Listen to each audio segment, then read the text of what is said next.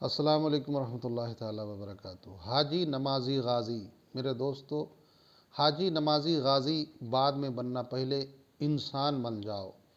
چونکہ حاجی نمازی غازی بننے کے بعد بھی اگر انسانیت نہیں ہے تو میرے دوستو یہ سارے اعمال ناکارہ ثابت ہو سکتے ہیں۔ حاجی نمازی غازی کل قیامت کے دن اگر اس کے اندر انسانیت، اخلاق نہ پایا گیا تو میرے دوستو یہ ناکارہ ثابت ہو سکتے ہیں، ہمارے اعمال ہمارے منہ پر مار دیے جا سکتے ہیں۔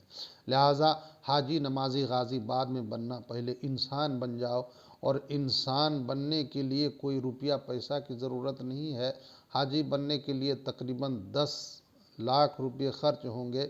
نمازی بننے کے لیے ساری زندگی نمازیں پڑھنی پڑتی ہے، اور غازی بننے کے لیے میرے دوستو جنگ میں جانا پڑے گا، تلواریں چلانی پڑیں گی۔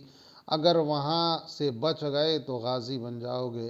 میرے دوستو اتنے جد و جہد کے بعد یہ عہدے ملتے ہیں، مگر انسانیت کے عہدے کے لیے نہ کوئی روپیہ پیسہ چاہیے، نہ کوئی مشکلات کا سامان کرنا ہے۔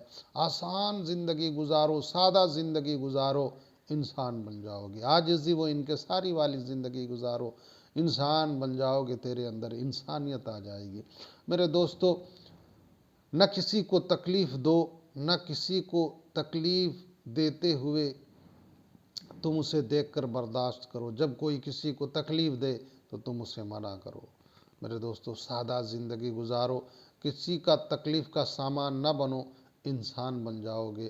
اور مجھے امید ہے جو انسانیت کی زندگی گزارتا ہے، کل قیامت کے دن ہو سکتا ہے رب تعالیٰ اگر بندے کے اعمال میں کمی بھی پائی گئی اور اس کے اندر اخلاق اور انسانیت ہے تو رب تعالیٰ معاف کر سکتا ہے۔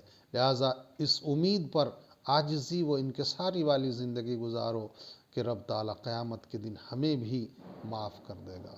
مولا ہمیں کہنے سننے سے زیادہ عمل کی توفیق عطا فرمائے۔ السلام علیکم۔